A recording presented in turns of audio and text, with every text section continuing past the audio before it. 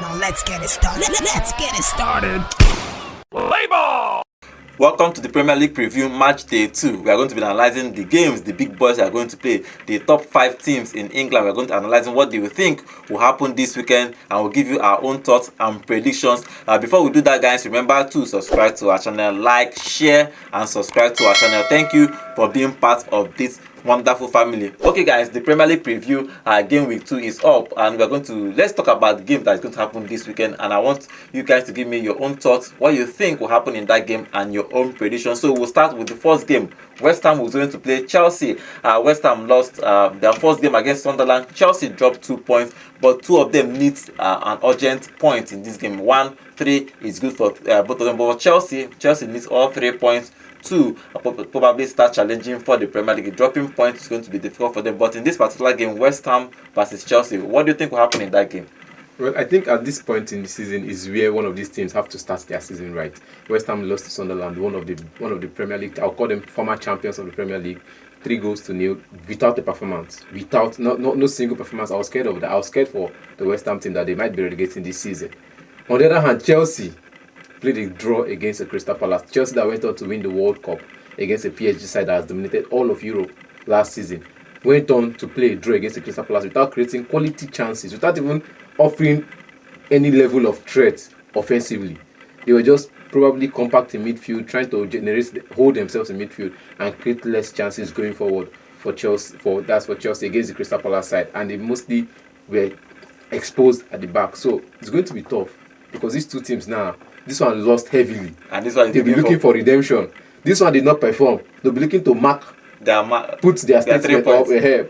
Both teams are going to. John, what do you think about this game? Well, if you ask me, I think this is a game for one team that needs to get their season on track, and another team that is probably going to struggle this season. Talking about West Ham. If you look at the two teams, the way they set up, Chelsea have reinforced. They are world champions. They are Conference League champions. Like some people will keep telling us every time they call in on the show. And West Ham have, when they say, "Oh my glory, oh my lonely days, oh my glory days have passed," or whatever. So glory days gone. That's West Ham's reality right now. And having that crushing defeat to Sunderland 3-0 last weekend was not nice as well for them. So they need to fix it. But the problem is that this is what happens when you move from manager to manager and you bring in managers that are not in the same mood. The problem they're having now is that Lopetegui has moved. The problem they're having now is that Lopetegui has moved the team from where it was under Moyes.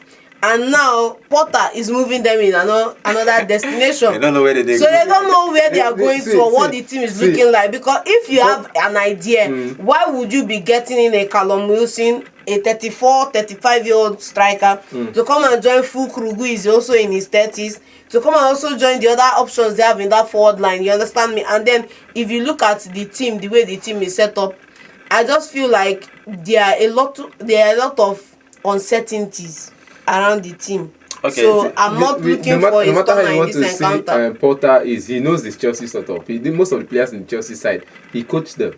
Let's say few of them, because many of them have left before. For how long? He's coached them. He knows how they set up, and the team also knows how he sets up. So it's just about a case of, I used to be here and you guys sacked me.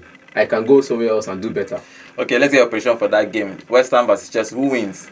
Chelsea 3-0. Nonso? It's going to be tough, but I'm simply for 1-1 draw. Okay, a draw for Nonso, a win for John. Okay, other big boys playing on Saturday. Manchester City will play Spurs. Manchester City, after losing the league last year to Liverpool, they want to win. We have won that league 4 in a row before losing it last season. Now Pep has bought a lot of players, beautiful players in that squad. They played the club workout, even though they didn't perform well, but you could see they are back in action. They are going to play Spurs side that have bought good players, Kudus and all, and they won the Europa League. They are the Europa League champions. But in this particular game, what do you think will happen in this game?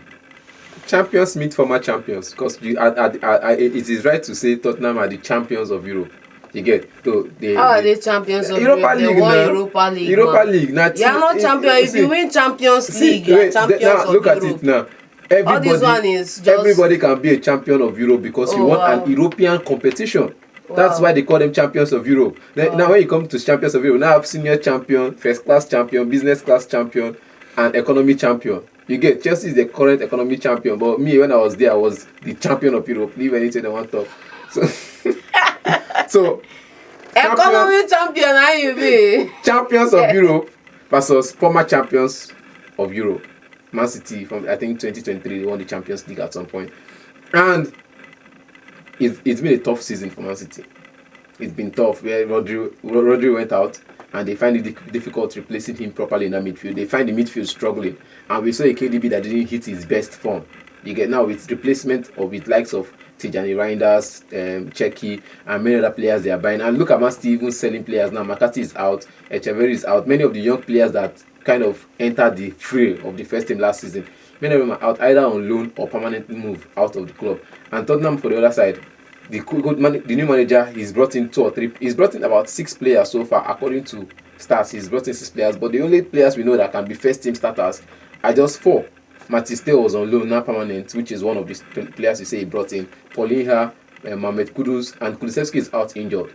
So with the players he brought in this summer, he's going to mount and he wants to mold the team. Look at the team that went 2-0 up against PSG in the Super Cup, in the UEFA Super Cup.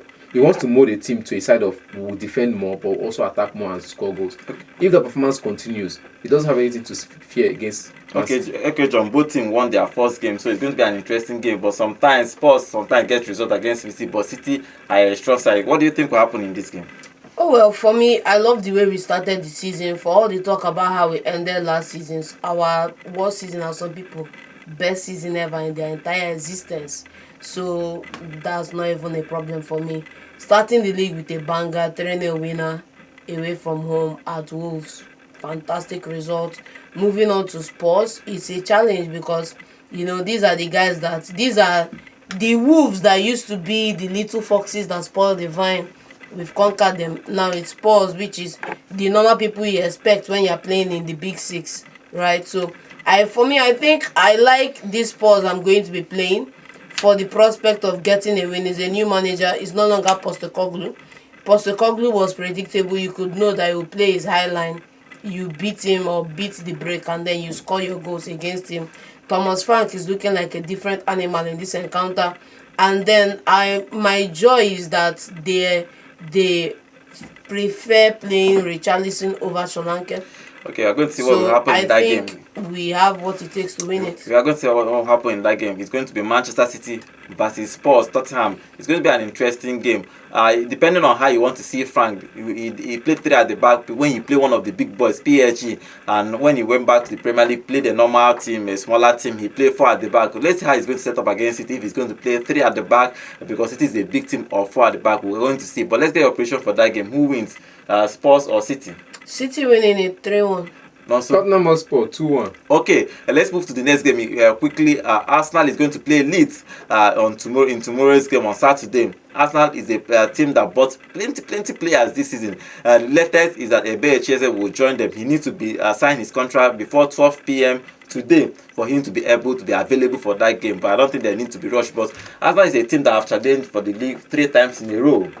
But Leeds are a team that came back from relegation back to the championship. They want to prove a point. They want to stay. So it's going to be a tough game for Arsenal. And even though they are playing at the Emirates, what do you think will happen in that game too? For me, Arsenal have come close. They say that in life you don't need to win by a landslide. You just need to win by Imagine. Okay, so that margin has been consistent over 3 seasons, 3 second position finishes, and I feel like for the first time in a long time, Arteta has done the quality of business this summer that everybody has been seeing. Even the blind can see that this is the problem they have, and these are the players they need to get in to be able to challenge. And getting Zubimendi for that midfield, getting Nosgard in for the midfield, getting the likes of eberechi, Maleke, and Gyökeres up front is a fantastic set of signings. Gyökeres alone and eberechi and Zubimendi strengthens the team in more ways than we can talk about. And finally giving them the opportunity this time around now to do one better. But the difference between Arsenal of this season and last season is that for them to do one better and win the league this season, they need to be consistent, because you can't win against smaller teams or big teams and come to small teams and throw away 3 points. We saw that happen last season and a couple of seasons ago, so they need to tweak it this time around and just show consistency across board. Okay, That's what I think they need. also Arsenal versus Leeds. What do you think? Daniel Farke is a good manager. No matter what they want to say, Arsenal bought. No matter what I keep saying it, the style of play will affect the team. You get until Arteta is going to start bending to how he wants the team to start shaping the team into a new style of play, which is feeding the striker without crossing the ball or perhaps passing the ball in between lines. Which is I keep saying it. I've not seen any Arsenal midfielder do that. Have that creative vision for pass. That vision for pass where you can just make a pass where somebody is running and pick up the pass from the end of the defense line. I've not seen it yet. Until I begin to see it in the play pattern, I believe Arsenal has a shot at the trophy. But for now, this United is all I'll settle for. Okay, let's get your prediction for that game. Arsenal versus Leeds. Who wins? 2-0 win, Arsenal. Leeds United won against Everton last match 1-0. They are winning again 1-0. Okay. Just be taking the 1-1 goals and that's it. Okay, on Sunday, Fulham will play Manchester United. Manchester United played good football when they played Arsenal, but they lost that game. Now they are going to play Fulham. It's going to be an interesting game to see how Manchester United have improved in the upcoming games. They played one against Arsenal, good game of football, but luck, they didn't have enough luck to draw or win that game. Now they are playing Fulham. They have the chance to show the world that this what they did against Arsenal is not like a one-off thing, because that was the problem last season. They will play good here, in the next 3 games they will disappear. They will play one good match again and they disappear. But against Fulham away from home, what do you think will happen? Even while they were playing the good and disappearing, even in the good they were still losing matches. That's the thing. So the problem is play good games and try and win. Because I was reading a comment of Roy Keane, one of the legends of the club, and he said, this is not Man United that we played for Man United. What we used to do is we play to win. We don't celebrate over performance. No matter how good you perform, you also win your matches. And I think that's one thing Man United should be looking out for, finding a way to win the games, even after putting up a good performance. Okay, John, what do you think will happen in that game? For me, Manchester United have been consistent in one thing, which is being inconsistent. So, in this encounter, I don't see that changing. Best result is a possible draw for United. Okay, Amorim has been buying players, bought strikers. He spent almost £200 million just for firepower. They did not score in the first game, but let's hope they will score in this second game. Sesko obviously is going to start. Hopefully it's going to start. We're going to see mbuemo, sesko and cunha for the first time playing together from the start. Maybe that's what we are going to see. Or we might see a different lineup, but he's going to actually have to do something for Manchester United this season, because he cannot finish 15th. Your prediction for that game, who wins in that game? Like I said, a draw. A draw. Or a possible Fulham win. Okay. Man United. Yeah. Man United blew out. Okay, the last game is Newcastle versus Liverpool on Monday. The beef between them is Isak. Isak wants to leave and go to Liverpool. Newcastle doesn't want to sell. They want to keep him, but Liverpool needs the extra striker, because they have only a Kitike. So that deal, that disagreement between both clubs for Isak is still on until the last day of the season. But it's going to be an interesting game. It's the battle of Isak. Actually, the beef between them is the